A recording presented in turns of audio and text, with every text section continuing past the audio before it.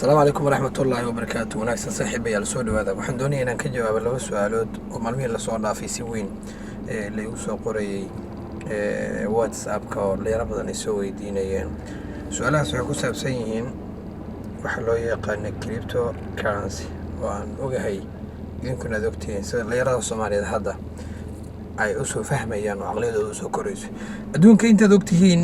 waxa uu u guurayaa lacagtan oo laga yaabo in sanada kadib ay noqoto mid ugu caansan dunida ama caalamka idilba. Su'aashu maxay tahay haddaba dhalinyarada waxay soo weydiinayaan ustaadow marka aan doonayno inaan maalgashi ku sameyno mid ka mid ah mashaariicda Binance oo ah madaxa ugu sarreeya ee cryptocurrency maxay tahay mashruucaas inaan ku doorano ama maxay tahay inaan sameyno inta ayna maalgashiga ka socon kor.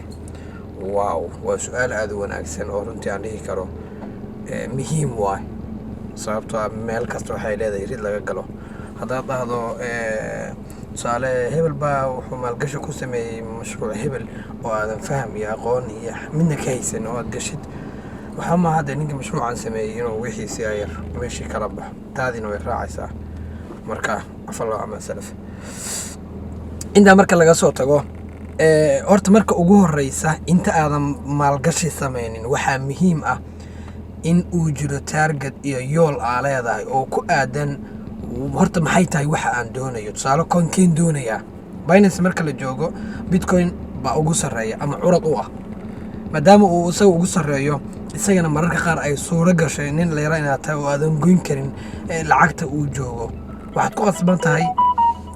inaad inta wixii ka dambeeya marka aad maalgashi ku sameysid koonanka yaryarka ee soo koraya. Tala waxaan ku siin dhalinyarada Soomaaliyeed inay maalgashi ku sameeyaan koonanka qiimo ahaan aad u hooseeya oo sanado kadib la rajeynayay in qiimahooda aad u soo kaco. Kasoo gudubtaas aan su'aasheeda ugu laabto marka koobaad shaqada koobaad ee aad qabanaysa waxay tahay inaad hubiso coinkan imise qof maalgashi ku sameysay. kow labo dadka coinkan maalgashaday waad macnaha tusaale oo kale lacagaha ay geliyeen intay la eg tahay lacagta ku xukunto adiga. Marka saddexaad yaa iska larto content war mashruucan iyo yaa iska leh inta xaguu ka yimid yaa aas-aasay. tusaale haddaad ogtahay in mashruucan Haaruun oo tuug ah uu aas-aasay ama Haaruun oo dhowr jir maxkamad la keenay uu aas-aasay dee ma jirto hal sabab oo mashruucaas u aamini karta macnaha sheekh haddaa aamintin dee cirroob ka og. maalin waxaa dhacday mid ka mid ah dhalinyarada baa wuxuu maalgashi ku sameeyey miduu markaa isagu u arkay inuu fiicna laakiin dee aan u maleeyay markaa baaritaan ku sameyn oo karaag ahaa iska abuur ahaa wiilkii lacagta waa lagala baxay khasaara soo gaartay laakiin dee markii dambe la talin baa siiyey waxaa u sheegay in coinanka uu maalgashanayo iyo mashaariicda uu rabo inuu wax gashto uu iska hubiyo. aan ku soo laabano su'aasheenii marka waxaa muhiim ah horta mashruucan aad maalgelinta ku sameynayso. hadda tusaale oo kale mashruuc travel lahaa soo baxay waxaan la yaqaano hadduu isaga lahayn wuu diidi lahaa macnaha wuu beenin lahaa meesha ka saari lahaa kaasoo kale mashaariicda loogu ku jiraa laakiin waa goorma waa 4 sano uu joogo xilka wixii ka dambeeya qof caadi uu noqon doonaa aanay wax kasta ka suura gali kara. mashruuca Shiiba la dhaho nimankii ka shaqeeyay ama abuuray mashruucaas way ka kala tageen sidaan xuraanka ku helay wiil dhalinyaro ka shaqeeya hadda ha aaminin kuma lihi laakiin mashruuc macnaha waxaa waaye dadkii abuuray ay meesha ka baxeen. inta marka laga soo tago marka haddaadan mashruucan haynin dadkii ugu sarreeyay ama abuuray wadan xogtooda heli karin dhaqdhaqaaqooda aad heli karin way nood sabab u aamintay ma jirta adiga way u dooranay. midda labaad lacagta ku jirta mashruucaas haddii ay yar tahay oo aad qiyaastay inaysan lacag badan ahayn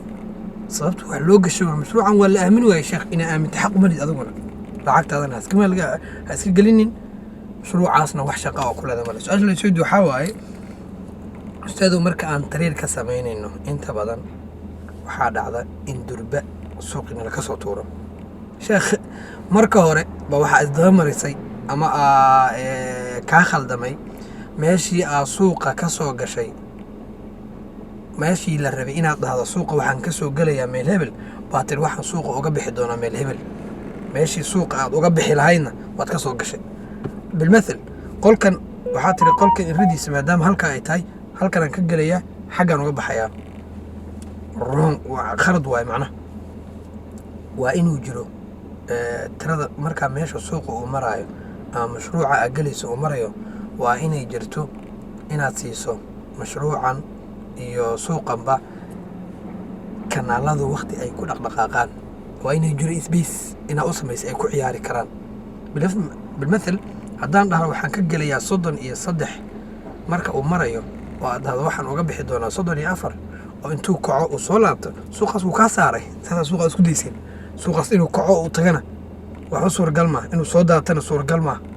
labada dhinac marka waa suurtagal oo wax dhici kara waa laakiin waxa masti ah macallimow inaad siiso meel uu ku ciyaaro waa inaad siiso meel uu ku ciyaaro base uu ku ururidi karo haddaad siin weyda laakiin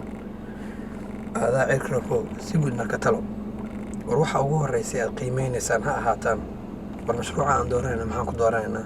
anaga faa'iida ah muxuu noo leeyahay marma waxaan bilaabi doonaa koorsooyin gaagaaban oo aan doonayna inaan uga faa'iidano belayda Soomaaliyeed halkan ayaan idiin soo dhigi doonaa casharada